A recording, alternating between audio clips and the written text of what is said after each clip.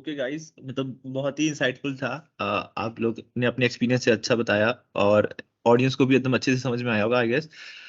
मेरा next question है कि लाइक आपने बताया कि आप दोनों पहले एक साथ प्रोजेक्ट में काम किए, उसके बाद आप दोनों की बॉन्डिंग बन गई, फिर आप मतलब साथ में इतनी अच्छी बॉन्डिंग बन गई कि को फाउंडर बन गया एक दूसरे के। उसके बाद लाइक आपने मतलब सोच लिया कि आप अब दोनों साथ में ही सारे प्रोजेक्ट साथ में करेंगे। सो किसी बंदे को अपना को फाउंडर ढूंढना है, तो उसको क्या क्वालिटीज दिखनी चाहिए दूसरे पर्सन में कि वो अपने पर्सन को फाउंडर बनाए साथ में। और उसके अलावा लाइक उसे अगर टीम एक्सपैंड करनी है, तो टीम को एक्सपैंड करने के लिए वो बंदा मतलब कैसे कर सकता है कि वो एक पर्टिकुलर टीम बना सके स्किल सेट के साथ, और हायर कर सके उन्हें अपने कंपनी में, जिससे कि उनकी कंपनी ज्यादा अच्छे से स्केल कर सके और ग्रो कर सके। यार सबसे पहले जो इम्पोर्टेंस होती है ना, अगर आप एक टीम बनाने जा रहे हो, अपना को फाउंडर ढूंढने जा रहे हो, the most important thing is friendship. And ये मैं पर्सनली सोचता हूँ, ये आई डोंट नो और लोग एग्री करेंगे या नहीं करेंगे, रविंदर जरूर करेगा बिकॉज हम दोनों की थिंकिंग बिल्कुल लगभग सेम ही है। दोस्ती बहुत ज्यादा जरूरी है, बिकॉज अगर आप किसी के साथ एक कंपनी या फिर कुछ भी बड़ा करना चाहते हो तो ट्रस्ट इज वेरी इंपॉर्टेंट। आपको विश्वास होना चाहिए एक दूसरे इंसान के ऊपर। फिर सेकंड बात आ जाती है माइंडसेट की। अगर आपके साथ के इंसान का माइंडसेट ही वैसा नहीं है, अगर उसका स्केलिंग का माइंडसेट ही नहीं है, अगर उसका ग्रोथ का माइंडसेट ही नहीं है, तो कोई पॉइंट नहीं है साथ में कुछ भी करने का। बिकॉज आपकी जो सिनर्जीज होती हैं वो तभी मैच करती हैं अगर आप एक एंड गोल सेम जगह पर देखते हो। अगर आप दोनों के गोल्स ही अलग हैं, आप लोग अलग अलग चीजों को अचीव करना चाहते हो, then it is not possible. Mindset बिल्कुल सेम होना चाहिए। एंड इंसान जो होना चाहिए ना, वाइज भी होना चाहिए, plus he should have some skills. अगर आप किसी को फाउंडर को ढूंढ रहे हो तो सबसे पहले आपको ये देखना है कि साथ वाले के पास स्किल्स हैं, कि आप उस पर रिलाय कर सकते हो। जैसे मैं ब्लाइंड फोल्डेडली ये विश्वास कर सकता हूँ कि मैं अगर कहीं जा रहा हूँ तो रविंदर सब कुछ संभाल लेगा। रविंदर अगर कहीं जा रहा है तो उसे पता है कि मैं पीछे बैठा हूँ, मैं सब कुछ संभाल लूंगा। तो वो एक सिंक्रोनाइजेशन है हम दोनों का, कि हमें पता है कि हाँ, कंपनी अगर दो पिलर्स पर सरवाइव कर रही है तो वो पिलर्स बिल्कुल स्ट्रांग होने चाहिए। क्योंकि जब भी एक प्रेशर वाली सिचुएशन क्रिएट होती है, because being very honest with you, हमारे टाइप का जो स्टार्टअप वाला लाइफस्टाइल होता है ना, आज के टाइम में बहुत ज्यादा लोगों को दिखाया जाता है कि स्टार्टअप लाइफस्टाइल है यार, स्टार्टअप करेंगे सब करेंगे। It's not that easy. पूरे पूरे दिन, कभी कभी हम लोगों को सोने तक को नहीं मिला। हम लोग बैठ करके काम ही कर रहे थे, सिर्फ हार्डवेयर के जो अपने प्रोजेक्ट्स हैं उन्हीं को कंप्लीट कर रहे थे। Like let's just take the example of Smart India Hackathon की जब बात थी, तब हम लोग रात को बैठ करके एक रोबोट पर काम कर रहे थे जिसमें हमको एआई साथ में इंटीग्रेट कर रहा था। तो हम लोग उस पूरी रात सोए भी नहीं। बिना सोए हम लोग पूरे टाइम कॉफी पीते रहे, कैफीन अपने अंदर इंड्यूस करते रहे ताकि जागे रहे, कोड करते रहे। रविंद्र अपने हार्डवेयर का सारा कंप्लीट करता रहा काम, फिर हम मैंने रास्पबेरी का अपना जितना पोर्शन था उसको इंक्लूड करा। तो साथ में पूरी वर्किंग कंप्लीट करते हुए एंड मोमेंट पे जब हमारा कंप्लीट हो गया बिल्कुल प्रोजेक्ट, तब जाकर के हमने कहीं सांस में सांस लिया। फिर उसके बाद हमारा कंपटीशन शुरू हो गया, पूरे दिन कंपटीशन के अंदर ही बिजी रहे। उसके बाद रात को जाकर के कहीं फ्री हुए। तो लगातार इतने घंटों के अंदर अगर आपको लगे रहना है तो आपको ये पता होना चाहिए कि दोनों के दोनों इंसान जो हैं वो इस चीज के अंदर इतने ज्यादा इन्वॉल्व है कि उनको फर्क पड़ता है इस चीज से। क्योंकि कई लोग क्या होते हैं, बोलते हैं, बहुत सारे लोगों की आदत होती है कि वो बोलते हैं कि मैं बहुत हार्ड वर्किंग हूँ, कि मैं बहुत ज्यादा टॉयल करता हूँ, मैं बहुत चीजों में घुस करके रहता हूँ, I am very ambitious. But जब ये टेस्ट आता है ना, टेस्ट ऑफ टाइम सबसे बड़ा टेस्ट होता है, कि आप उस समय पर कैसे, आपके जो बिहेवियर होता है, क्या आप यूटिलाइज कर पाते हो अपने रिसोर्सेज को अच्छे से या नहीं कर पाते हो। तब अच्छे से पता चल जाता है। क्योंकि कोई भी अगर ऐसे कॉम्पिटिटिव सिनेरियो है या फिर कोई ऐसा हाई प्रेशर सिनेरियो है, तब सबसे बड़ा टेस्ट होता है कि असल में आप लोगों की टीम अच्छी है भी या नहीं है। और टीम कैसे ढूंढनी है, ये रविंदर आगे बताएगा। तो जो टीम ढूंढनी है उसमें सबसे मेन एस्पेक्ट ये होता है कि आपको सबसे पहले आइडेंटिफाई करना है कि आपको जिसको भी आप ढूंढ रहे हो तो उसको आपको को फाउंडर रखना है या एम्प्लॉय रखना है। तो वो सबसे पहले आपको जज करना होता है। को फाउंडर यूजुअली उनको रखा जाता है जिन पे आपको इतना ट्रस्ट होता है कि जब तक आप उस कंपनी में हो तब तक आपके साथ वो चल पाए। वो आगे की बात है कि वैसा हो पाता है कि नहीं हो पाता, पर आपको ये चीज, ये डिसीजन लेना होता है कि किसके ऊपर आप सबसे ज्यादा ट्रस्ट करते हो। उसके बाद जो दूसरी चीज आती है कि जैसे कि शुभ ने बताया, उसके पास स्किल होनी चाहिए। यहाँ पे एक बात ये ध्यान देने की है कि आपको कभी भी ऐसा बंदा नहीं ढूंढना चाहिए जिसकी स्किल आपसे सेम हो, अगर आप उसको को फाउंडर रख रहे हो तो। क्योंकि अगर दोनों की स्किल सेम होगी तो फिर वो दोनों उसी में उलझ के रह जाएंगे, ठीक है। कि मतलब कोई ज्यादा बेनिफिट नहीं मिलेगा। जैसे अगर दोनों टेक वाले होंगे तो किसी को मार्केटिंग का नहीं पता होगा, किसी को बिजनेस का नहीं पता होगा, किसी को कि कैसे पिच करना है, कैसे अप्रोच करना है, वो सब नहीं पता होगा। जैसे हमारे स्टार्टअप में अगर मैं बात करूँ तो मेरा टेक वाला साइड है, तो शुभ को मार्केटिंग सॉरी जो बिजनेस वाला जो मार्केटिंग हो गया, बिजनेस वगैरह हो गया, ये सारा जो डॉक्यूमेंटेशन वगैरह होता है वो वाला साइड है। तो इससे क्या होता है ना कि दोनों एक दूसरे का सपोर्ट सिस्टम बने रहते हैं, कि जैसे मैं अगर टेक वाला संभाल रहा हूँ तो फिर उसको मतलब कि पूरा डॉक्यूमेंट करना, क्योंकि आगे जाके ये बहुत होता है। आप कोई भी अगर फंडिंग पे उठाओगे तो उसमें ड्यू डिलिजेंस करके एक चीज होती है, तो उसमें आपको बहुत सारे पेपर वर्क करना पड़ता है। तो अगर आपका को फाउंडर उसमें स्किल्ड ही नहीं है, आप हो नहीं, आप उसमें नहीं हो और वो स्किल्ड नहीं है, तो फिर वो करना बहुत मुश्किल हो जाता है। तो ऐसे करके हमेशा को फाउंडर ऐसा ढूंढना चाहिए जिसकी स्किल अलग हो। और दूसरी ये बात है कि अगर आप को फाउंडर जो ढूंढते हो, सबसे पहले आपको ट्राई करना चाहिए कि आपके आसपास से ढूंढना चाहिए। बहुत सारे ऐसे रिसोर्सेज भी होते हैं ऑनलाइन, जहाँ पे आप जैसे अगर इंटरनेट पे लिखोगे find I want to find a cofounder वगैरह, तो फिर बहुत सारी वेबसाइट आ जाएगी जो आपको मैच करवाती है दूसरे लोगों से। उनको शुरुआत में अवॉइड करना चाहिए। अगर आपके पास फिर भी कोई ऑप्शन नहीं बचता तो फिर आप कर सकते हो, पर स्टार्टिंग में आपको अपने आसपास देखना चाहिए कि कौन बंदा ऐसा है जिसका माइंडसेट ग्रो करने वाला है, जिसका जो स्किल सेट है वो बहुत अच्छा है और आपसे अलग है, तो आपको वो कॉम्प्लीमेंट करेगा। तो ये सब होता है। और एक बात ये कि एक ये भी क्वेश्चन होता है कि कंपनी में को फाउंडर कितने होने चाहिए, जो आइडियल नंबर है। तो जैसे प्राइवेट लिमिटेड कंपनी, तो उसमें एटलीस्ट 2 डायरेक्टर होने चाहिए। तो अगर मैं प्राइवेट लिमिटेड की बात करूँ तो कम से कम तो 2 तो होने चाहिए। अब ये होता है कि जैसे जैसे आपका नंबर बढ़ेगा वैसे भी आगे नंबर बढ़ेगा। जब आप इन्वेस्टमेंट लोगे, तो कोई भी कंपनी इन्वेस्टमेंट आप में अगर लगाती है, तो उसमें ये होता है कि वो साथ में अपना भी एक बोर्ड ऑफ डायरेक्टर वहां पे इंट्रोड्यूस करती है। तो वो फिर एक वो भी उनमें आ जाता है, को फाउंडर्स में नहीं आता वो, पर बोर्ड ऑफ डायरेक्टर में आ जाता है। बोर्ड ऑफ डायरेक्टर वो जगह होती है, वो लोग होते हैं जो कि कंपनी का सारा जो होता है, पूरे जो डिसीजन वगैरह होते हैं उनको लेते हैं, तो वो उसको इन्फ्लुएंस कर सकते हैं। तो आपको हमेशा एक तो ट्रस्ट वाला बंदा चाहिए, और दूसरा ये कि 2 बंदों की टीम जो होती है वो सबसे बेस्ट होती है मेरे हिसाब से, ये मेरा पॉइंट ऑफ व्यू है। और उसके बाद ज्यादा से ज्यादा जो टॉलरेंस है वो 3 से 4। अगर उससे ज्यादा लोग हैं तो ये होता है कि कॉन्फ्लिक्ट बहुत बढ़ जाता है, हर एक चीज में कॉन्फ्लिक्ट बढ़ेगा, और वो कंपनी के लिए अच्छा नहीं होता और किसी के लिए भी अच्छा नहीं होता। साथ ही साथ एक फाउंडर्स एग्रीमेंट करके भी होता है। तो अगर आपके पास ज्यादा लोग हैं, ठीक है, जैसे 4 लोग हैं, तो ये हमेशा एडवाइजेबल होता है कि आप फाउंडर एग्रीमेंट बनाएं, जिसमें सबकी रिस्पॉन्सिबिलिटीज होती है कि ये इसका रोल है, ये इसकी रिस्पॉन्सिबिलिटी है, और वो उसको फुलफिल करेगा जैसा भी मतलब वो होगा आगे काम वैसे। तो ये बहुत जरूरी है, क्योंकि डिस्प्यूट बहुत होते हैं आगे जाके, मतलब बहुत रेयर चांस होता है जैसे हमारा है कि नहीं होते, पर यूजुअली होते हैं। आपने भी सुना होगा जो बड़ी बड़ी कंपनी होती है उनमें तक हो जाते हैं, और जो छोटी कंपनी होती है उनमें तो बहुत ही ज्यादा होते होंगे, वो बस रिपोर्ट नहीं होती तो हमें पता नहीं लगता। तो वो डिस्प्यूट वगैरह ना हो, और अगर हो तो उसको एक सही तरीके से लीगली सॉल्व किया जा सके, इसलिए जो को फाउंडर एग्रीमेंट होता है उसके ऊपर भी आपको ध्यान देना चाहिए। और जो टीम जो होती है उसको कैसे एक्सपेंड करना है, तो वो ये है कि कभी भी आप किसी भी ट्रेंड को फॉलो करके टीम को एक्सपेंड ना कीजिए। मतलब आप किसी को देख के कि ये बंदा कुछ कर रहा है तो मैं भी कुछ करता हूँ, फिर वो अपना टीम भी बढ़ा रहा है। एक वो होता है ना कि खुद को अच्छा लगता है कि हाँ यार मेरे पीछे 40 लोग हैं, 50 लोग हैं, 60 लोग हैं। तो वो सब शुरुआत में नहीं करना चाहिए। जब तक जैसे हमारा स्टार्टअप है, हमें गवर्नमेंट ऑफ इंडिया की तरफ से 1 करोड़ की अभी जो फंडिंग मिली है रिसेंटली, उसके बाद भी, और शुरुआत में भी 1 साल होने को आया, पर हम अभी तक जो हमारा कंपनी है उसमें सिर्फ हम 2 लोग हैं और कोई नहीं है तीसरा। तो ये जो होता है, तो ये हम ऐसा क्यों कर रहे हैं, तो इसका यही मेन फंडा है कि जब तक हम पॉसिबल है, जितना हमारा पॉसिबल है कि हम मैनेज कर पा रहे हैं उतना करना चाहिए। उसके बाद आपको टीम को स्केल करना चाहिए, ताकि जो भी आपके एम्प्लॉयज हो वो काफी एफिशिएंटली काम करे। क्योंकि अगर आपने भीड़ जमा कर दी तो उसमें वही दिक्कत है कि एक तो उनको मैनेज करना, फिर उस भीड़ में कौन ज्यादा वैल्यूबल है कौन नहीं है, कौन कंपनी को कितना कंट्रीब्यूट कर रहा है, वो सब देखना वगैरह बहुत मुश्किल हो जाता है।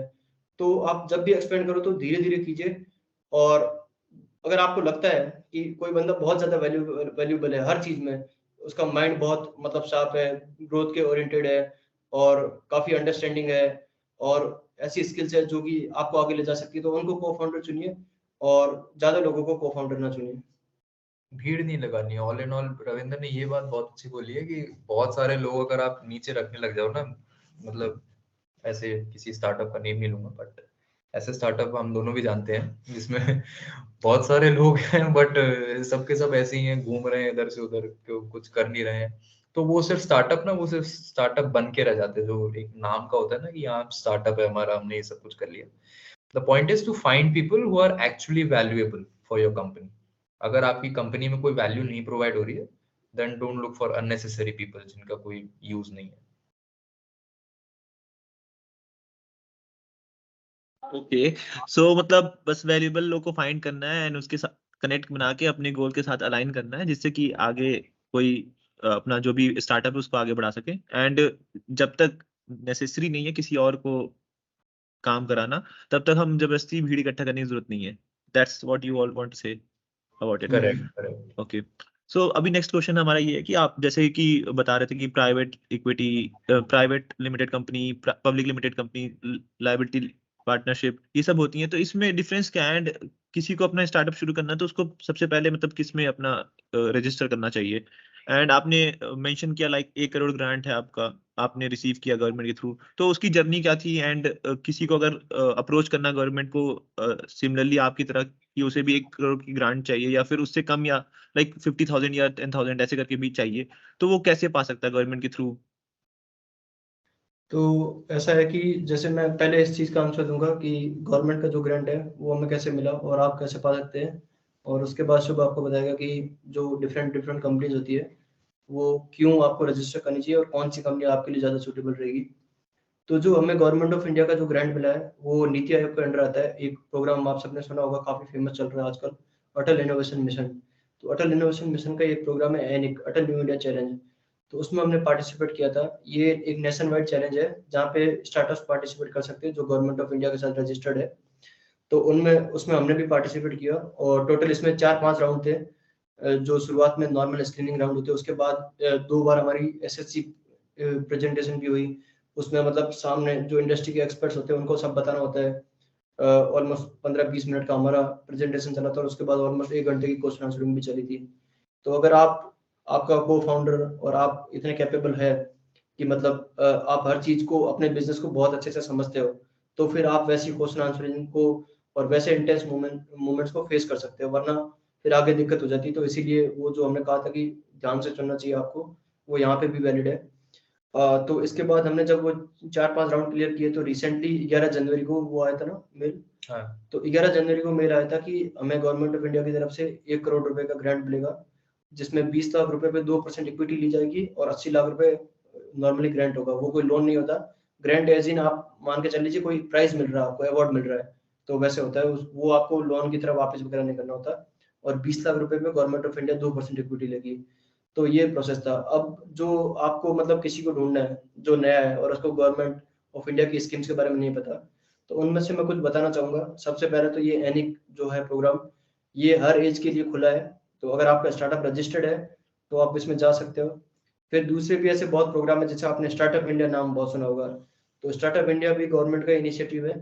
तो उसके अंडर क्या है कि एक प्रोग्राम होता है सिप्स करके, स्टार्टअप इंडिया सीड फंड करके कुछ होता है। तो उसमें आपको सीड फंड मिल सकता है 50 लाख रुपए तक का अपनी कंपनी को ग्रो करने के लिए। वैसे ही निधि प्रयास करके एक government department of science and technology की स्कीम है, उसके अंडर भी आपको 10 लाख रुपए तक का ग्रांट मिल सकता है और आपको इंक्यूबेशन सेंटर भी मिल सकता है। तो ऐसे करके बहुत सारी ग्रांट है। एक प्रधानमंत्री मुद्रा योजना करके भी है, तो उसमें आपको लोन मिल सकता है बहुत कम इंटरेस्ट रेट पे, जो कि यूजुअली इंटरेस्ट रेट 8-9-10% वगैरह होते हैं। तो वो उस चीज को मतलब इन्फ्लेशन का जो परसेंटेज है, जैसे अभी ऑलमोस्ट 7% के करीब है इंडिया का, तो उससे भी कम में आपको लोन मिल सकता है। तो वो काफी आपके लिए हेल्पफुल हो सकता है। तो ऐसी बहुत सारी स्कीम्स हैं, 4-5 का मैंने यहाँ पे नाम बता दिया। इनमें से आप किसी में भी एनरोल कीजिए। और इनके खुद के प्रोसीजर्स होते हैं कि आपको शुरुआत में सब कुछ सबमिट करना होता है डेटा, अगर आपके पास वीडियोस वगैरह है तो वो भी, और रिटर्न में बहुत कुछ लिखना पड़ता है। और उसके बाद इनके कुछ स्टेजेस होते हैं, जैसे एनिक में 5 स्टेज को क्लियर किया हमने। और निधि प्रयास भी हमने क्लियर कर रखा है, हम निधि प्रयासी भी है, तो उसमें हमने 2-3 स्टेजेस क्लियर किए थे। और स्टार्टअप इंडिया सीड फंड में भी आप अप्लाई कर सकते हैं। तो ऐसे बहुत सारी स्कीम्स है। और इसके अलावा जो कंपनीज है कि कौन सी कंपनी आपको इनकॉर्पोरेट करनी चाहिए और किसमें क्या होता है, तो वो आपको शुभ बताएं। तो सही बताया अभी तक रविंद्र ने, जैसे भी हैं ये सारे स्कीम्स वगैरह, इनमें आप अप्लाई कर सकते हो।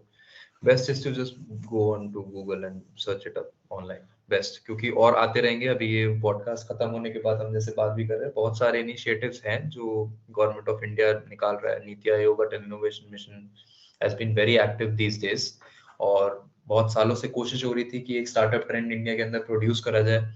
और अब बिल्कुल एक ऐसा मोमेंट आ चुका है इंडिया के अंदर कि हम अच्छे से बहुत ज्यादा स्टार्टअप ग्रोथ देख रहे हैं post shark tank, because I think shark tank ने एक अच्छा खासा रेवोल्यूशन क्रिएट करा है इंडिया के अंदर, आजकल सबको स्टार्टअप करने का है, तो अच्छी बात है ये। जितने भी यंग एंटरप्रेन्योर्स हैं वो आगे बढ़ रहे हैं, हम भी यंग एंटरप्रेन्योर्स हैं, हल्के हल्के करके हम भी ग्रो कर रहे हैं थोड़ा बहुत। खैर, तो अब डिस्कशन थोड़ा हो जाता है कि अगर प्राइवेट लिमिटेड कंपनी बनानी है, कोई भी आपको कंपनी इनकॉर्पोरेट करनी है, तो उसके लिए क्या प्रोसीजर रहता है। मैं पर्सनली बिलीव करता हूँ, रविंदर भी साथ में यही बिलीव करता है, पहले आपके पास प्रोडक्ट होना चाहिए। अगर आपके पास प्रोडक्ट नहीं है, अगर आपके पास आइडिया नहीं है, और अगर आप जा करके कोई कंपनी इनकॉर्पोरेट कराते हो, then that is useless for you and that is very hectic for the government as well. अगर आप एमसीए के बारे में बात करो तो उनके लिए भी प्रॉब्लमैटिक ही है वो चीज, क्योंकि अगर आपके पास कुछ टैंजिबल नहीं है, कोई मिनिमम वायबल प्रोडक्ट भी नहीं है, और आप अगर एक कंपनी इनकॉर्पोरेट कर रहे हो तो उसका कोई पॉइंट नहीं है।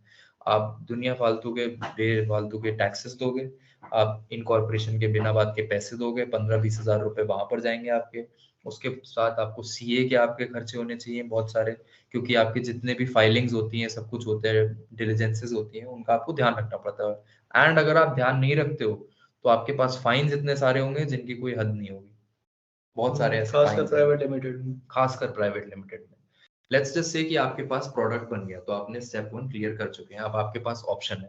अगर आप सिर्फ एक फाउंडर हैं और आपको स्टार्टिंग में अपनी इक्विटी का कोई लेना देना नहीं है, you just want to do a business, तो you will be going with the OPC, that is the one person company. ये एक फर्म होती है, आपने एक फर्म बना ली, उसके आपके जितने भी फाइलिंग्स होती हैं, ये सब कुछ होता है, वो सब कम होता है। तो आप एक एज एन एंटिटी एक बिजनेस अपना रजिस्टर कर रहे हो, तो आप ही लायबल हो सारी चीजों को लेकर के। यानी आपकी अगर वन पर्सन कंपनी है तो आपके कोई भी एसेट्स हैं, लायबिलिटीज हैं, वो आपके हैं, जिस पर्सन के ऊपर वो कंपनी रजिस्टर हुई।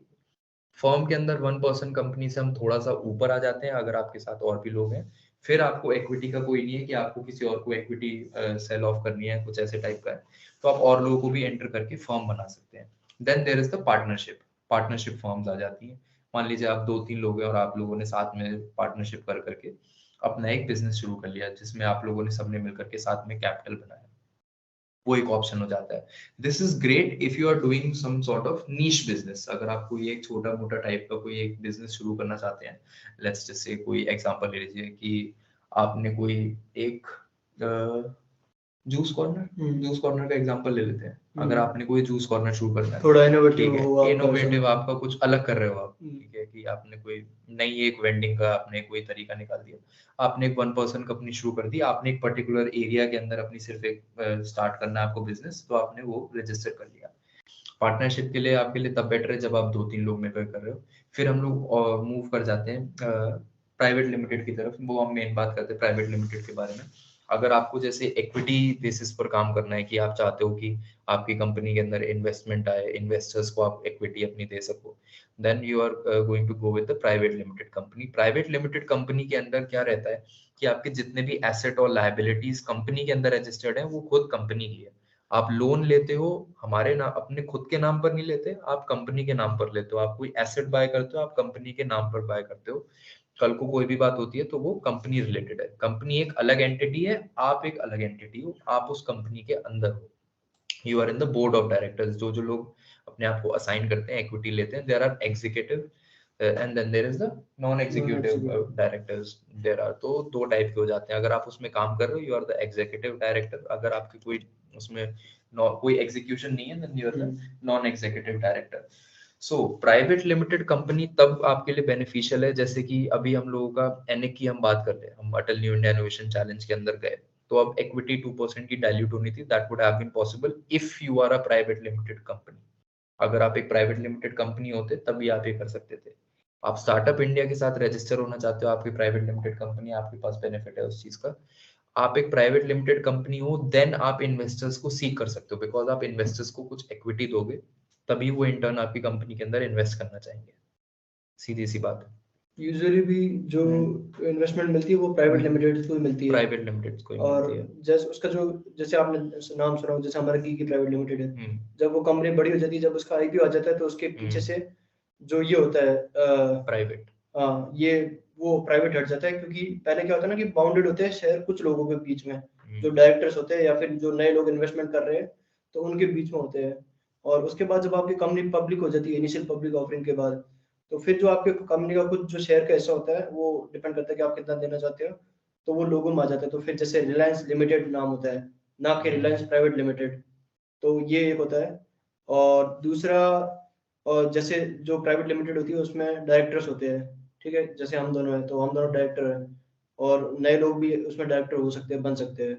और एलएलपी जो होती है लिमिटेड लाइफ, वो जो लिमिटेड लाइबिलिटी जो पार्टनरशिप फर्म होती है, उसमें क्या होता है, उसमें वो होते हैं कि क्या बोलते हैं उनको, पार्टनर्स। पार्टनर्स। आपने देखा होगा कि जो लॉ फर्म्स होती है यूजुअली, जितनी भी लॉ फर्म्स होती है वो उसमें पार्टनर्स होते हैं, या फिर आईपी से रिलेटेड वगैरह होगी, जो पेटेंट की जो कंपनीज होती है वो हमेशा एलएलपी को चूज करती है। और अगर आप कोई ऐसा बिजनेस कर रहे हो जो कि स्केलेबल है और आपको इन्वेस्टमेंट चाहिए होगी आगे जाके, तो फिर उसमें जैसे कि शुभ ने बताया कि प्राइवेट लिमिटेड कंपनीज बनाना सही रहता है। तो एक चीज हमेशा जो ध्यान रखनी होती है इस चीज के साथ कि सिर्फ प्रोज ही प्रोज नहीं है, there are cons as well. आपको हमेशा अपनी फाइलिंग्स का ध्यान रखना है। अगर आप प्राइवेट लिमिटेड की फाइलिंग्स में पीछे रहते हैं then there will be a very hefty fine. आपको अपनी डिलिजेंसेस का ध्यान रखना है। आपको ध्यान रखना है कि आपका सीए बिल्कुल ठीक है।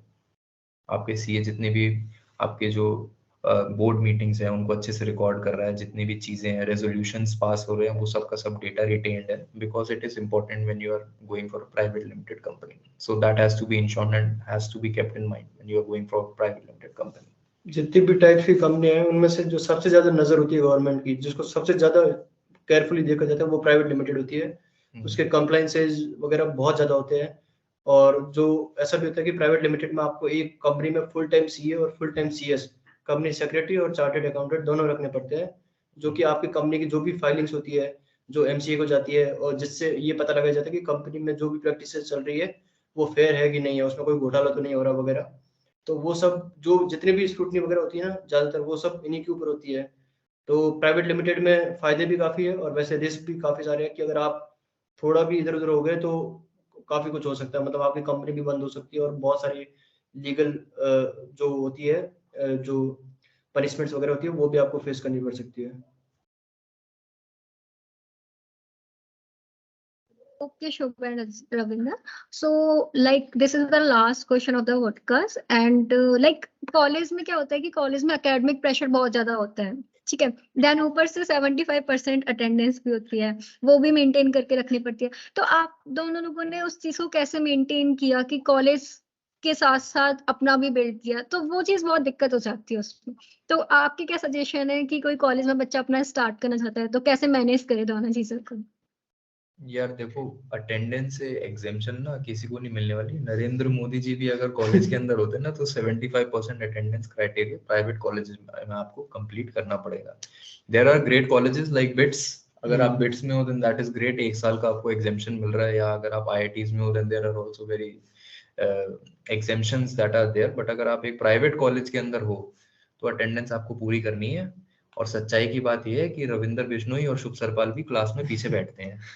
हम लोग भी रोज क्लास जाते हैं, रोज क्लास में पीछे बैठ करके अपने लैपटॉप पर काम करना पड़ता है। टीचर्स से बोलना पड़ता है, उनसे रिक्वेस्ट करनी पड़ती है कि प्लीज हमारे को अटेंडेंस दे दो। डिटेन हम भी होते हैं, उस वाली लिस्ट में हमारा भी नाम आता है अच्छे से। और आप कितना भी कर लो कॉलेज वगैरह के लिए, पर ये होता है कि बहुत प्रेशराइज किया जाता है कि आपको 75 करना है। तो उसका एक तरीका ये है कि मतलब हर कॉलेज में ऐसा सेम नहीं होता, कुछ कॉलेजेस काफी तंग करते हैं, कुछ थोड़ा कम करते हैं। तो उसका ये है कि आप जो भी कर रहे हो उसको शो कीजिए उनको कि आप ये कर रहे हो। और बहुत सारे कॉलेजेस अंडरस्टैंडेबल भी होते हैं, तो उनके जो डायरेक्टर्स वगैरह होते हैं वो समझ लेते हैं, जो हायर अथॉरिटीज होती है। तो उनको अगर आप कुछ रिजल्ट दिखा रहे हो जो ऑन पेपर नहीं, जो ऑन ग्राउंड है, वो अगर रिजल्ट दिखा रहे हैं तो आपको एग्जामेशन मिल जाता है। बाकी जैसे हमारी कॉलेज की बात करें तो बहुत वो उसकी दिक्कत रहती है अटेंडेंस की, और वो काफी मैनेज करना पड़ता है कि बहुत बार होता है कि कंपनी के जो अभी जैसे हमारा 1 करोड़ की फंडिंग जो हमें मिली है उसके लिए ड्यू डिलिजेंस करके एक प्रोसेस होता है, जिसमें आपको बहुत सारे डॉक्यूमेंट्स वगैरह सबमिट करने पड़ते हैं। तो फिर उसके लिए बड़ी बड़ी दिक्कत होती है हमें, मतलब यही है कि क्लासेस नहीं लगाते तो डिटेन हो जाते हैं, तो उस वजह से क्लास के अंदर बैठ के ही करना पड़ता है। तो ऐसा तो कभी नहीं होगा कि आपको कॉलेज से पूरी छूट मिल जाए अगर आप प्राइवेट कॉलेज में हो किसी में। पर ये होता है कि आप ट्राई कीजिए कॉलेज की जो हायर अथॉरिटीज है उनसे बात करके कि आपको कुछ एग्जामेशन मिले, और उनको अगर आप अपना कुछ वर्क दिखाओगे जो आपने किया है तो फिर आपको पॉसिबली मिल जाएगा। तो ये है। क्योंकि ये जो स्टार्टअप है ना, ये कोई हॉबी नहीं है, कोई चॉइस नहीं है, ये आपका एक लाइफस्टाइल है। आप एक बार इस चीज के अंदर जॉब हाँ यार इतने टाइम करा फिर नहीं करेंगे, छुट्टी ले ली, नहीं करना है पूरे टाइम। कॉलेज में भी हम करते हैं, घर आके भी हम लोग करते हैं, रात को सो रहे होते हैं तो दिमाग में भी यही चल रहा होता है कि सुबह उठ करके क्या करना है। तो अगर वो पैशन है, वो माइंडसेट है, तो वो अपने आप हो जाएगा। वो 75% अटेंडेंस क्राइटेरिया आपको नहीं रोक पाएगा, आप क्लास में बैठ करके भी अपना ही काम कर रहे हो।